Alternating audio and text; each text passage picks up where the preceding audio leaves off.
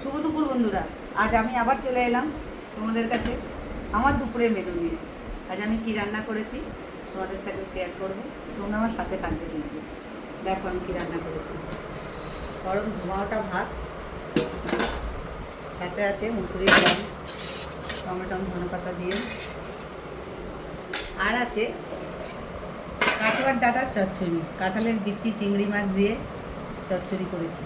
এটা তোমরা কে কে খেতে ভালোবাসো তোমার কমেন্ট বক্সে জানিও। আর তার সাথে আছে ভোলা মাছ, পেঁয়াজ দিয়ে টমেটো ধনেপাতা দিয়ে ঝাল করেছি। ওর সাথে সর্ষে বাটা ভালো লাগে না, তাই আজ পেঁয়াজ দিয়েই করেছি ভোলা মাছ। এই আজ আমার খুব কম মেনু। আর তার সাথে আছে শসা আর লঙ্কা, এটা তো রোজই থাকে বন্ধুরা, তোমরা তো জানোই। আর একটু আমাকে সাবস্ক্রাইব আর ফলো করে দেবেন।